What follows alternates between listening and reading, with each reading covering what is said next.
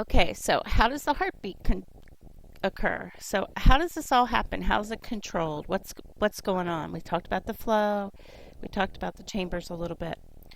Okay, so a couple vocabulary words. The first one is systole.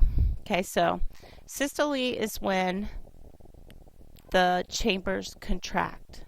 Okay, so systole is when they contract. Diastole is when they rest, and that's when the chambers relax. Okay, so contraction is systole, relaxation is diastole. Okay, the cardiac cycle is composed of the right and the left chambers, atria contracting, then they relax, and then the ventricles contract and relax. Okay, that's called the cardiac cycle. Cardiac cycle is the heartbeat. Okay, it's just how the heart works. Normally, like, it depends. Resting heart rate can change, can depend on what's going on in your body, but on average it occurs about 70 times a minute. Oops, now I got this on the outside. Okay, so cardiac cycle.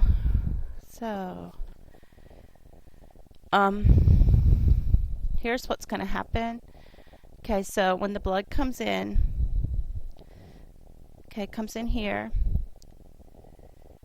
In anatomy, we go over this in like gory detail, lots of detail. So you guys don't have to know all that detail, but I'm trying to make sure you know enough. Okay, so blood comes into the atria. The atria contract. They're going to push the blood down to the ventricles. Okay, the ventricles contract. When they contract, these valves close. Okay, when the valves close, that's here, I can follow the picture. Okay, so blood comes into the atria.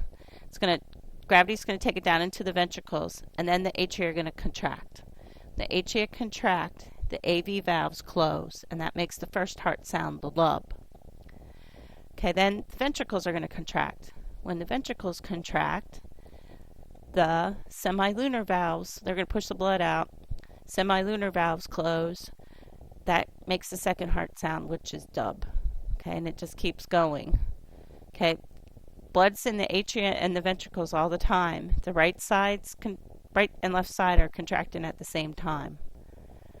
There's nice animations of these. I just don't have them in the PowerPoint, so you guys can go look at the animations. It'll help. This picture is it's a real heart, and it shows the valves. So can't really see the valve part of it, but what's closing are these little cusps, these little flaps. So this is the semilunar valve that's in the aorta, so it'd be right in here. It's hard to see, so it would be right here, coming up into here. So it's right here. So these have to close.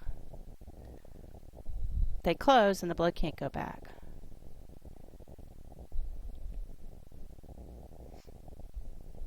Okay, valves can go bad. Valves go bad, the blood will leak. We'll talk about that in a minute. Cause a heart murmur. Okay, now, how is heartbeat controlled? So the heartbeat's controlled by the heart itself. So it's kind of actually interesting. Your heart can beat without being connected to your brain. So if it's not connected to your brain, I call it a no-brainer. It'll still beat because the heartbeat originates from in the heart. Okay, so the heart has a couple of structures that are going to make it beat. So internal control. So it has this node called the SA node. SA stands for sinoatrial. Okay, it's in the right atrium. I'll show you in the picture in a second. All right, I'll just go ahead and do it. It's right here. Okay, so this is the SA node, sinoatrial node. These are special cardiac cells, myocytes. They chemically, physiologically, they're a little bit different. So they're able to tell the heart to contract when it's systematically, it's rhythmically. Okay, now, so the SA node initiates the heartbeat and causes the atria to contract. Okay, that message then travels down to the AV node. Okay, and I'll show you where that is. That goes down this thing called the AV bundle, and it goes to these Purkinje fibers. And the Purkinje fibers actually cause the ventricles to contract. Okay, we have to talk about gap junctions and these intercalated discs. I'll show you in a second.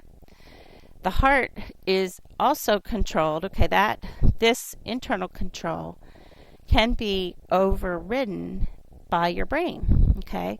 So we have a center in our brain that's called the cardiac center. So if you are nervous, excited, your brain will speed up your heart rate. It'll kind of override this and make it go faster. But say you're taking deep breaths and you're trying to calm down, you can slow it down. Okay, hormones can speed it up, like epinephrine, norepinephrine. If you're like in a really scary situation, epinephrine, norepinephrine will be released, and that'll speed your heartbeat up too.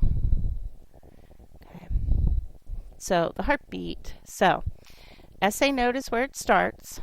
Okay, this pathway is important to understand because if it goes bad, your heart doesn't beat. Okay, so you need to understand this. Okay, so originates in the SA node. Okay, the beat travels down to the AV node. And then from the AV node, it travels down this bundle. Okay, and then the bundle branches. Okay, and then it goes up these Purkinje fibers. So it's just like an electrical impulse. It's a signal that's telling the tissue to contract. So comes down, SA node says, okay, atria, contract.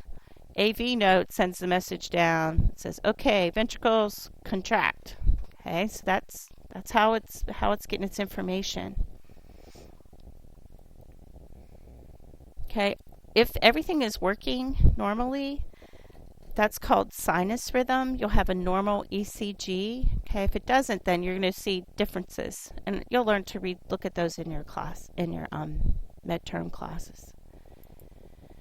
Okay, now the way that the cells in the heart communicate. So cardiac muscle cells are a little bit different because they have these things called intercalated discs. Okay, so the intercalated discs are special structures that are in between the cardiac muscle cells. Those cells have like little holes in them. Those are called the gap junctions. Gap junctions allow ions to flow faster so that the heart beats as a unit, so that all the atria contract at one time, all the cells in the atria contract, all the cells in the ventricle contract at the same time. Okay, so now we get to some good stuff. So an ECG is an electrocardiogram. Sometimes you hear it called an EKG. EKG is just because the German cardio starts with a K, so electrocardiogram, ECG. Okay, so all an ECG is a measurement of the electrical activity that's going on in your heart during a cardiac cycle. Okay, so the electrical activity changes when the SA node fires. I'm going to show you the P wave, the QRS. Okay, so when the atria are stimulated, that's called the P wave. Okay, then there's a QRS, and then there is the T wave. Okay, an ECG is, they don't even give you guys a picture of it. All right. The first, let's see, here it is. Okay. These tests are run normally to, it's a diagnostic test. So a normal heartbeat should have a P wave, a QRS, and a T wave. Okay, so P, I'm just looking. P means, because this isn't quite right, the P indicates that the atria are about to contract. They actually contract at this flat spot. QRS indicates that the ventricles are about to contract. They actually contract here. And T means that the ventricles are relaxing and they're getting ready to contract again. Okay, so you can measure the height of these, how tall they are, how long they last, and diagnose different heart conditions. Okay, if you don't have, there's a picture in your book on page 98 of ventricular defibrillation or fibrillation, and it's just like this. The hearts, all the lines are just going up and down like this. So none of the cardiac conduction system, the SA, the AV, none of that is working. Okay, but this is normal. This is called sinus rhythm. Okay, now blood pressure. Okay, so blood pressure is just the pressure against the blood vessel wall.